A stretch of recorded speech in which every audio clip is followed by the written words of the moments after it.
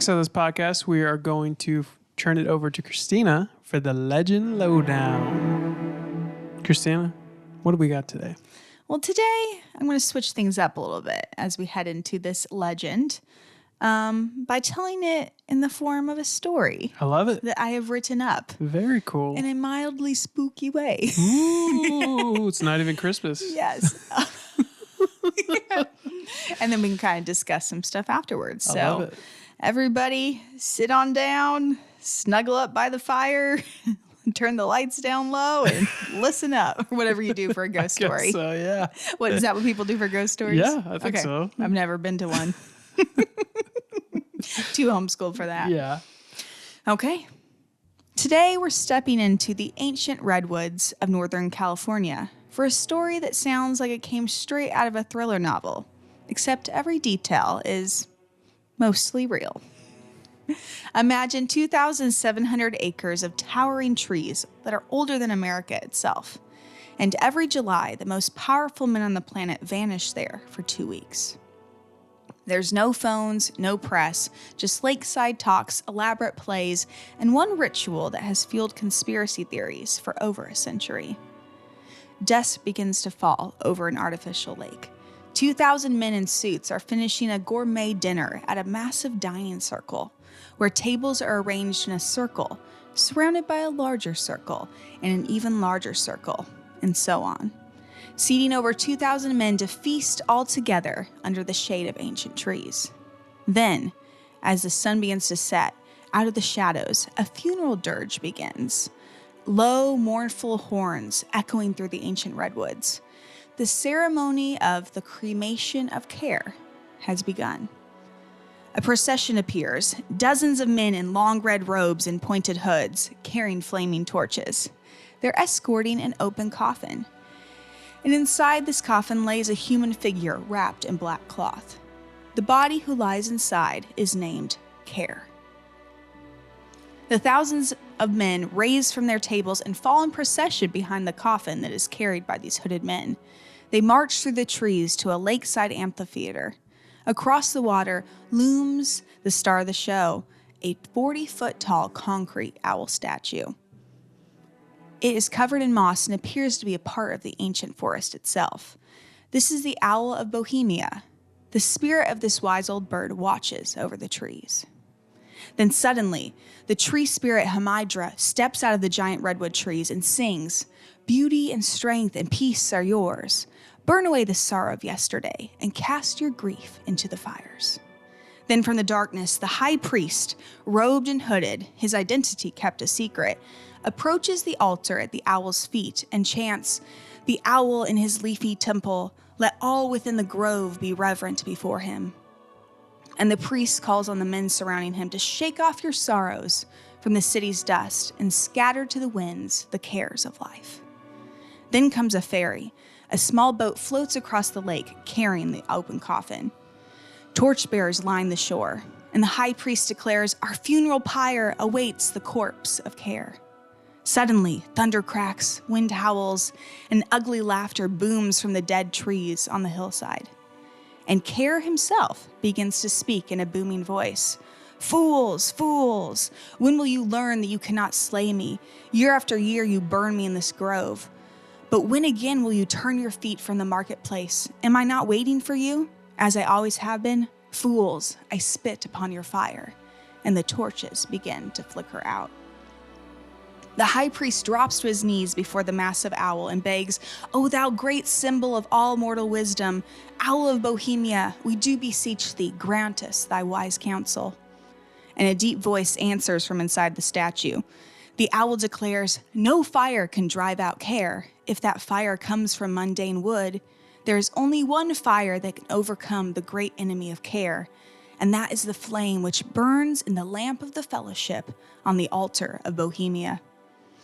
The priest brings his torch forth and lights it on the sacred lamp and hurls it onto the funeral pyre. Flames explode upward. The chorus of men roar, "Hail, O fellowship, be gone all our cares. Midsummer has set us free." Fireworks light at the sky. A band strikes up a jolly tune. Men cheer, hug, and dance. They are officially carefree for the next 2 weeks. and the effigy crackles and slowly burns to ash as the men return to their camp at the Bohemian Grove. Wow. Okay, the Bohemian Grove. Yes. So this is the story of the opening ceremony of Bohemian Grove in Northern California. What the heck? That's a real ceremony. Yes. That takes place. Exactly like you said. Largely. Yeah, as I Okay. said. So I'll tune you in a little bit of what the Bohemian Grove is. Which Yeah, is let me know. The legend, which it's probably out of all the legends we've done, it's the most like real life. It's like pretty much real life. It's more a conspiracy situation. So in the 1970s, a handful of journalists and artists and writers from San Francisco formed this club that they called the Bohemian Club. And their goal was to create like a men's club for guys who loved the arts, which in San Francisco, as you can imagine, there were quite a few. And they drew inspiration from the bohemian lifestyle of free-spirited like writers and authors like Mark Twain. And he'd referred to himself as a bohemian. So they're like, oh, we kind of want to be like Mark Twain, who's like carefree and just loves the arts. And so they created this club called the Bohemian Club. And the club's motto, which comes from a quote from Shakespeare's A Midsummer Night's Dream, is "Weaving spiders, come not here." So in other words, leave your business deals at the door. If you come here, it's going to be about music, theater, and good times with the boys. Nice. So this club bought the Bohemian Grove, which is a plot of land, a forest in Monte Rio, 70 miles north of San Francisco. And it's where its 2,000 plus members meet each year for 2 weeks in July. And on their opening night, they begin with the ceremony of care. Okay, and so they burn Care. Yes. Okay. Yeah. So they bring out this man wrapped in black cloth. We would assume it's not a real person. Yeah, we would assume. And yeah, they have hooded men and that march him down to this funeral pyre. And there's a 40-foot tall statue of an owl that has hidden speakers in it that speaks to them. And there's different speakers in the forest for different spirits that are speaking. Wow. And there's a high priest who kind of conducts this ceremony. And they end it by cremating Care. So kind of this symbolism of, for the next 2 weeks, we're going to be carefree. That's crazy. Yeah. Is that actual language that they use the same that you used in your story? Yes. So as close, at least. So it's a secret, not secret society, but it's a closed secret club. Mm-hmm. And so like in modern day, because this has been going on for like 150 years, wow. It started in the late 1800s. They have like ex-military men that guard it with like night vision goggles and like standing to keep people from sneaking in, because there have been different people who have snuck in and infiltrated and like recorded it. So much of the quotes from the high priest or what the owl speaks are at least pretty close to accurate. That's crazy. Mm-hmm.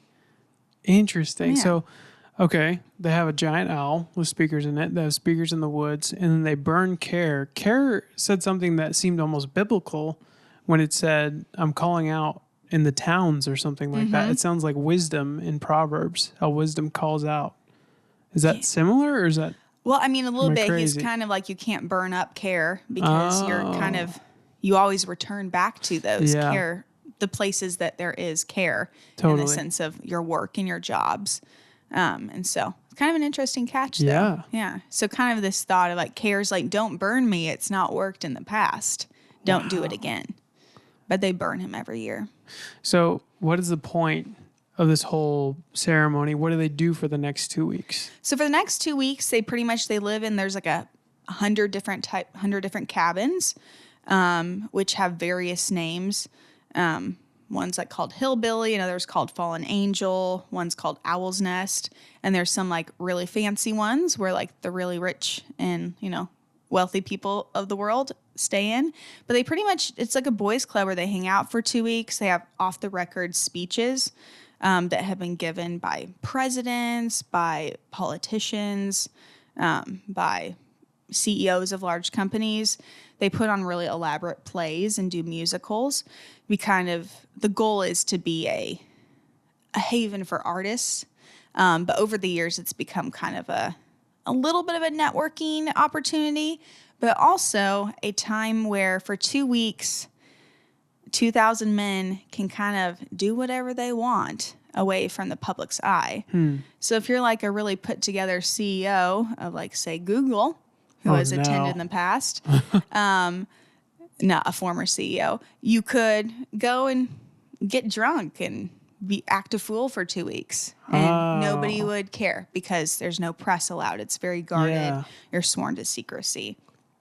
So there's lots of hypothesis about, what goes on, but definitely there's speeches different. Like George W.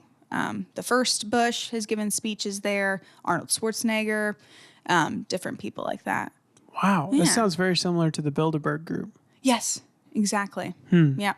And so the guest list is quite, the members list. In order to become a member, you have to be kind of a valuable person in society. You have to be recommended by 2 other members. You have to pay an initiation fee. You have to go before like this board of elders who kind of like decide. And then after a couple of years, they might let you in. So it's kind of a really big deal to get put into it. There's no women allowed at all. And except for in the 80s, there was a lawsuit about it being discriminatory against women not being able to work to like do the catering for these big meals and stuff. So they're like, okay, women are allowed to be hired to work. But there's literally a line drawn where it's like, women can't cross this line.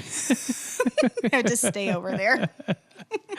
Wow. And like I mentioned, the goal of it was to be for artists and creatives and musicians to kind of gather.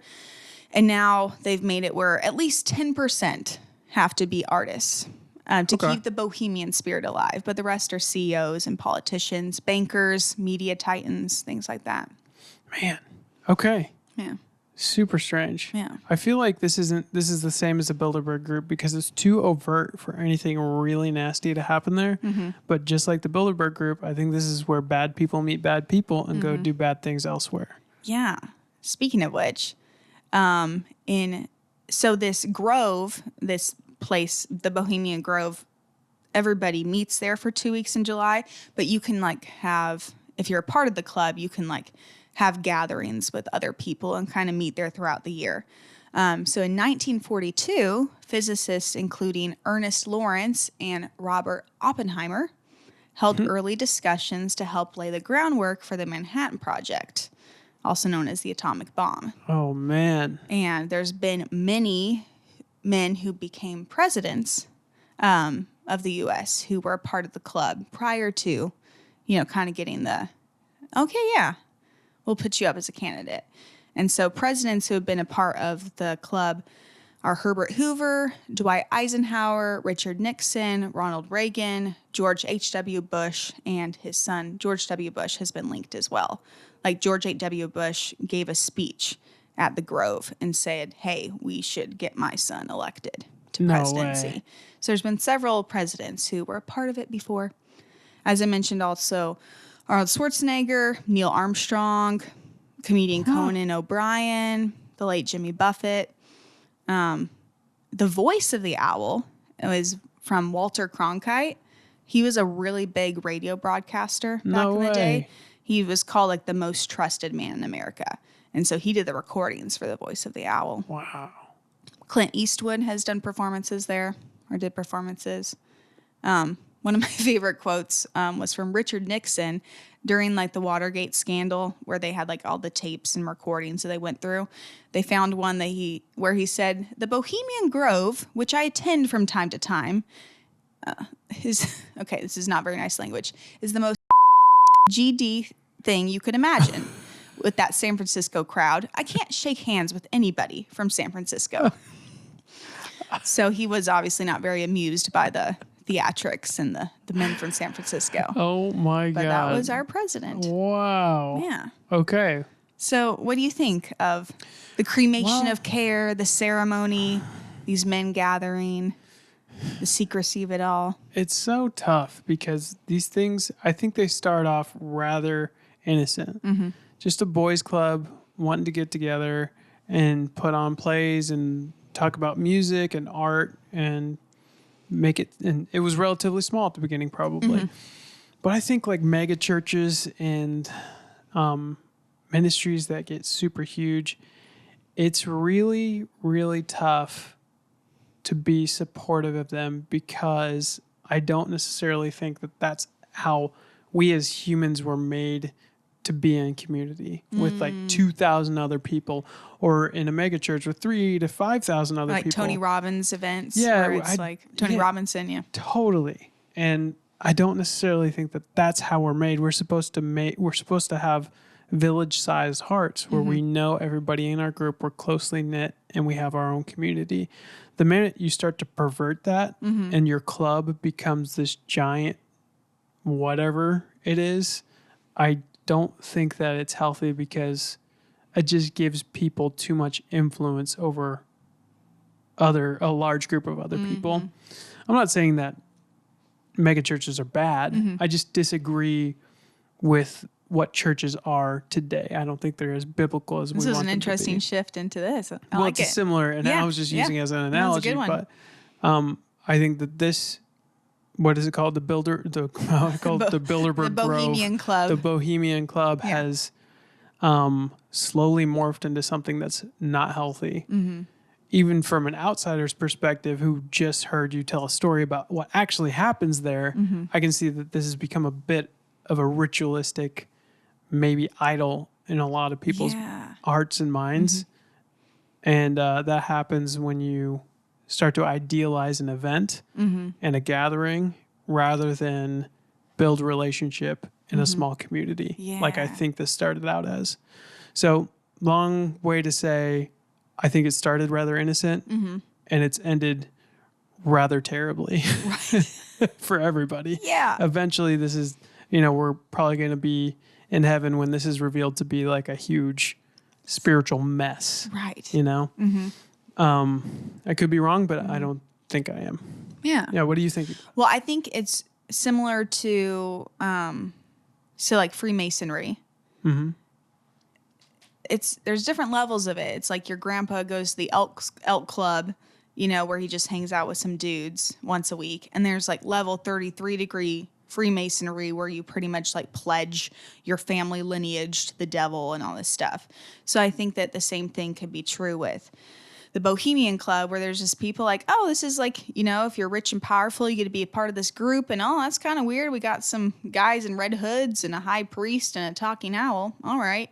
And then people have snuck in, have like recorded people literally like, yeah, I give my cares. Like they're actually like doing some sort of a spiritual thing. And so both can be true. Somebody is like, oh yeah, whatever. It's kind of silly theatrics. And there's people that are really, they're really there to worship. That high priest dude probably got something going on. Oh, totally. Yeah. You don't like symbolically burn a body year after year with chants and red hoods and speaking owls and it not mean something to somebody. Totally. Yeah. And I think that's where it starts to get really perverted is some people are really there for the spiritual aspect of it.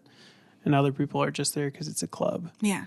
And you don't get that in smaller communities. In a smaller community, you see that and you say something or you leave. You're like, I'm uncomfortable with this group. I'm going to leave. Right. But there, it's just like, it's such a mixed bag of who's there and what's going on behind the scenes. Yeah. It's just a little dangerous. That's true. Right. That's a good example. The smaller things get, the more I feel like clearly black and white it is. Whereas it's like, if you're going to this, your friend invites you over for their, yearly owl statue speaking ceremony. And there's like 4 of you in the backyard and they're all like super into it. Yeah, like, dude, I'm out of here. Oh, this is weird. But if you're there with 2,000 other people and you're George H.W. Bush or Richard Nixon, you're like, oh, this is kind of weird. Yeah, but I'm going to say because he's about to speak. Right. But no, and to go back to the analogy of churches, like mega churches, I currently work for a mega church. Just because I don't think that's the way community is supposed to happen doesn't mean that good things can't happen within that community. Totally. I'm sure that there's good people who go to this whatever group and they get there and they meet other good people and they go out and do great things.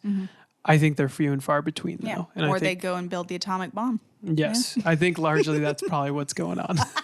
Just lots of bad people beating bad people. Yeah, Not that Oppenheimer was a bad guy. I don't even know anything about him, honestly. He'll build the atomic bomb, so Yeah. like do with that what you will. Yeah, maybe we should do an episode on him. Yeah, that'd be cool. That'd be cool. Sorry, go ahead. No, but I was gonna say it was very interesting to me the amount of presidents and like politicians prior to becoming president were a part of this club. Yeah, that's another thing too. Is just like the amount of influential people in one place can be really dangerous because then it starts to actually become the Illuminati. And man, we had a great conversation the other day about, and this is a little bit off topic, everybody listening, but the minute you start to believe in the Illuminati is the minute like you give up control over what you do in this life actually mattering. Because if somebody's controlling everything, if a group of people's controlling everything, then what's the point of doing anything, you know? And I think largely it's a lame excuse to do nothing with your life and blame everything on the government. Yeah. And by you mean believe in the Illuminati mean that like every leader is bad. Yeah, every leader is bad and it's all decided by somebody behind the curtain anyway, so it doesn't matter what I do. Right. And it's a pretty lame excuse, I think. I think we all have influence, especially in the spiritual realm, which is where most of the battle's happening.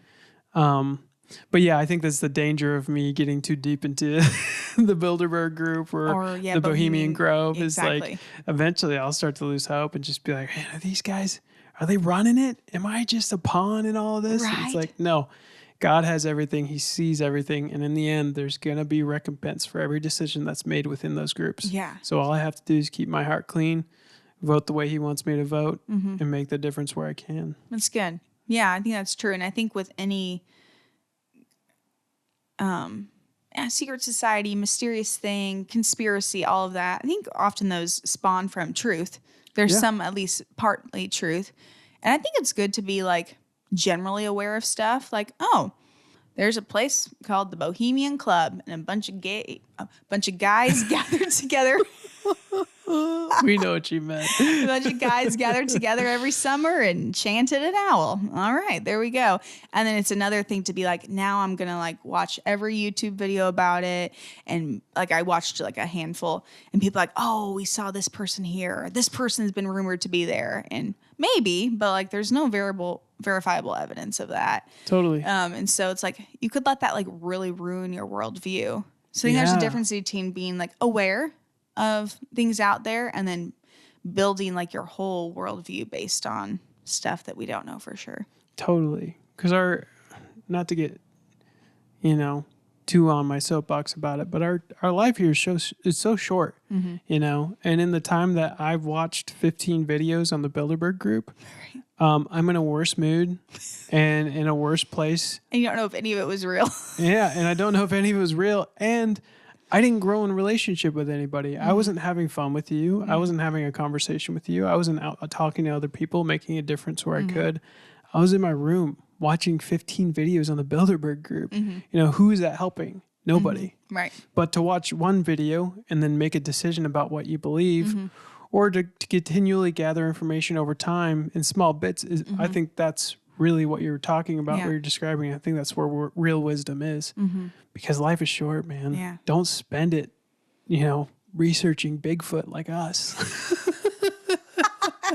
Don't waste it on a podcast where you look up and spend hours researching conspiracies. Oh, man. But that's all unto us having a relationship because we do this together. We talk together. Yeah. If that were just us on our own, I don't think that's a healthy way to live.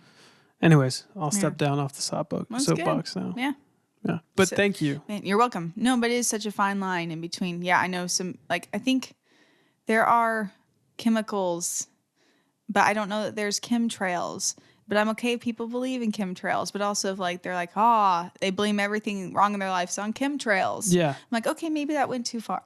So there's such a fine line. Totally. Or they lose hope because chemtrails are killing us anyways. It's like, what? How do we get I have a headache today. It was all the chemtrails. Yeah. It could have been. I don't know. It totally could have been. But you're going to let that ruin your day, ruin your life? Right. Yeah. It's like there might be like lizard creatures living under DC. Totally. But I'm not like, betting my life on it. Yeah, exactly. It could be. Yeah. And I'm not going to make the knowledge of that make me be a less present husband or a less present son or brother than I actually want to be, you know? So Although when the disclosure comes out about aliens, I'm all here for it. Forget about We're it. totally all in. Yeah, we're going to be all in. That's going to ruin our lives.